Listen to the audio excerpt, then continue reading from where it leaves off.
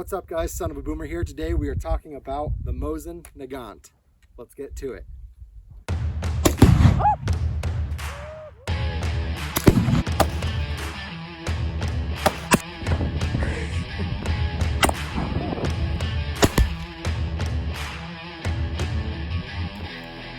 don't think he made it. The Mosin Nagant is one of the most popular rifles ever made in the world. Designed in 1891 by Sergei Mosin, it served as the Russian infantry rifle for many years afterwards. This was used in World War I. This was used in World War II. After that, it was, as surplus, was gifted to several other types of militaries. The Finnish people had their own rendition of the Mosin. These have just been, being pumped out in mass numbers for many years. Mosin Nagant is chambered in 7.62 by 54R. It's a pretty beefy round. It's often compared in modern days to about a 308 in terms of power. A fun fact about this cartridge is that it is the oldest cartridge that is still serving in world militaries today. The Russians are still using it in the RPK, and I think they might have a few other types of firearms that are chambered in it. I know a while back they had the Dragunov that was chambered in it, but this is one of the first smokeless powder cartridges ever created, and they are still using it today. Now 7.62 by 54R, that R stands for rimmed, as you can see right here. It's got that big old rim around the back of it. Now by now, some of you are probably thinking, hey, I've seen that gun before. I've used it in Call of Duty or something, or I've seen it maybe in a movie or whatever. Well, as deadly as this gun is in the virtual world, it actually holds an even more interesting story in real life. This gun, when put in the hands of a certain person, became the most deadly sniper rifle in the world. Or rather, would you say that the most deadly sniper in the world used this gun? Either way, that's what I'm trying to say. 1939 to 1940, the Soviet Union ended up invading Finland during the beginning of World War II. This invasion is known as the Winter War. Now during this war, the Finnish people made sure that the Soviets paid dearly for every single inch of land that they tried to conquer. Snipers became a major issue for the Soviets trying to cross over into Finland. There was one sniper by the name of Simo Haiha, probably butchering his name, but he is recorded as having over 500 kills with a Finnish version of the Mosin Nagant. He was so deadly that bounties began being put up on the Soviet side. They gave him the nickname of the White Death. And the White Death still holds the world record for most kills with a sniper rifle. Now this gun probably wouldn't be considered a sniper rifle by today's standards, but back then this was, in terms of accuracy, pretty darn good. The Soviets used to put scopes on top of this, and actually, since this has a straight bolt, they had to adjust the bolt and make it curve down so as not to hit the scope when it was coming up.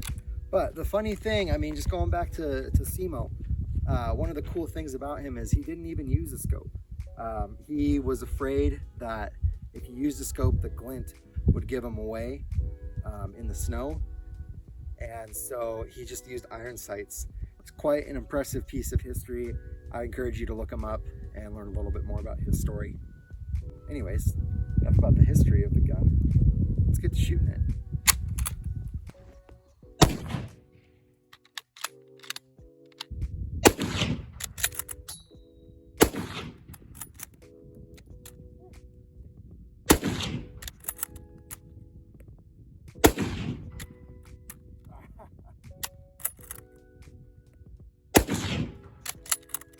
You can see that we've got a gallon jug down there, about 70-ish yards. Let's give it a whirl.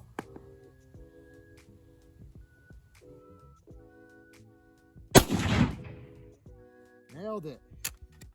Let's go take a look. So it looks like we just nicked it on the side, so it knocked out a bunch of water, blew off the cap. I think it's time we finished it off. In terms of features, the Mosin doesn't have a ton. I mean, you've got your, barrel, bolt. It's a very simple, just bolt action gun. Typically the furniture on these guns isn't very nice. My dad went ahead and kind of restored this, tried to make it look nice somewhat. And I think it really came out just a beautiful, beautiful gun. There's just so much history. It's just a cool addition to any person's collection.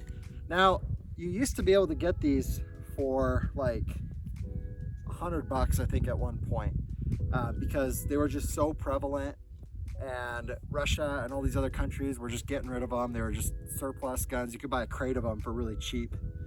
Now, not so much. They're typically going for a couple $100s, or not a couple, a few $100s, with the nicer ones going even more than that. You can get up to 5 rounds inside the magazine. The bolt isn't always the greatest. I've gone in and cleaned it up a little bit, and so it seems to work a little bit better. But when we first got this, we thought we'd cleaned all the cosmoline and stuff out of it, and it was like after 2 or 3 shots, you were having to like beat it open. And you saw when I was rapid firing, it started to have a little bit of issues right there. But as long as you're just taking it to the range and like just slow fire, fire a couple rounds, let it sit for a little bit, fire a couple rounds, it's fine. I think in cooler temperatures it typically does well. It's a little bit hot today. If you can find them, they used to come with like sometimes like a bayonet. They'd come with a sling and all these accessories, and it's just a cool rifle. You got your little notch back here, and you've got your ring up here. And the other thing that's kind of funny about this, you can adjust it to go out to 2,000 yards. So now obviously this gun does not really shoot 2,000 yards. I mean, the bullet might travel 2,000 yards, but you're not going to hit something with it. The kind of idea behind that was volley fire. Again, these were designed pre-World War I. People were still using very archaic tactics and stuff, and so they would just line up a bunch of guys with this, and they would just shoot. And I don't know how often it was used, but I think that was kind of the intention, was to just volley fire stuff. But anywho, lots of cool history with this gun. I really love shooting it every time. If you don't have one and you can find one for a good price, I think it's a good idea to add one to your collection. Anywho, guys, I hope this video has been informative for you. I have a lot of fun coming out and doing these, so if you have ideas, go ahead and leave them in the comments. Please subscribe if you haven't already, and I just want to say thank you for all you do. Take care. It's time we finished it off.